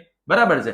કારણ કે જ્યારે આપણે દોડીએ છીએ ત્યારે શ્વાસ લઈએ છીએ, શ્વાસ લઈએ એટલે થાકીએ છીએ, એવું થઈ જાય છે. કેમ? કારણ કે ઓક્સિજન વપરાઈ ગયો. ઓક્સિજન વપરાઈ ગયો એટલે આપણા શરીરમાં લેક્ટિક એસિડ બનવાનું ચાલુ થાય, પરસેવો પરસેવો થઈ જાય છે. અને એ જ વસ્તુ અજારક શ્વસન. અજારક શ્વસન એટલે યીસ્ટ. યીસ્ટ શું કરશે? તો યીસ્ટ બનાવશે આપણે આલ્કોહોલ. આલ્કોહોલનું સૂત્ર અત્યારે તમને નહીં આવ્યું હોય તો અત્યારે ભણવાનો મતલબ નથી, કારણ કે કન્ફ્યુઝ થશો તમે. આલ્કોહોલ શું બનાવશે? આલ્કોહોલ. કારણ કે બોન્ડ OH વાળું સમૂહ આવે, ચોથા ચેપ્ટરમાં સમજાઈશ તમને. અને સાથે થોડું ઘણું પાણી અને ઉર્જા છૂટી પાડે છે. હા, અજારક શ્વસન એટલે શું? તો જે શ્વસનમાં ઓક્સિજનની ગેરહાજરીમાં શ્વસન થાય ને અજારક કહેવાય, અને જે શ્વસનમાં ઓક્સિજનની હાજરીમાં શ્વસન થાય ને જારક કહેવાય. જારકમાં એટીપી ના અણુ વધારે હોય એટલે વધુ ઉર્જા મળે એટલે આપણે જારક શ્વસન કરીએ છીએ. ઓક્સિજનની હાજરીમાં થાય એને શું કહેવાય બેટા? જારક. ઓક્સિજનની ગેરહાજરીમાં થાય એને શું કહેવાય? અજારક. બોલો, ખબર પડી ગઈ? બરાબર. પછી એક સવાલ અંદર સ્વાધ્યાયમાં મસ્ત આપ્યો છે જે ઘણા બધા ઇગ્નોર કરે છે, જે પૂછાઈ શકે છે કે હિમોગ્લોબિનની ઉણપથી શું થાય? તો હિમોગ્લોબિનની ઉણપથી પાંડુરંગ એટલે કે એનિમિયા થાય. એનિમિયા થાય. કેમ? કારણ કે હિમોગ્લોબિનને ઓક્સિજન માટે સખત પ્રેમ છે એટલે ઓક્સિજનને લઈ જશે, મૂકી જશે, બધું કામ કરશે, રાઈટ. પણ અગર હિમોગ્લોબિન નહીં હોય તો આપણા શરીરમાં ઓક્સિજનનું વહન ઓછું થઈ જશે એટલે આપણને ઓક્સિજન પૂરતો મળતો નથી. અને ઓક્સિજન નહીં મળે તો ગ્લુકોઝ તૂટશે નહીં, અને ગ્લુકોઝ નહીં તૂટે તો શક્તિ મળશે નહીં. બરાબર છે. અને ઓછી શક્તિ મળે એટલે આપણને અશક્તિ, થાક, કંટાળો જેવા લક્ષણો મળે છે. સમજો, અશક્તિ આવે, થાક આવે, યાર છોડો ને, કોણ કરે યાર, નહીં કરવું, આ છે. મેં તમને શું કીધું? તમને થાક લાગે, કંટાળો લાગે, શું કરો?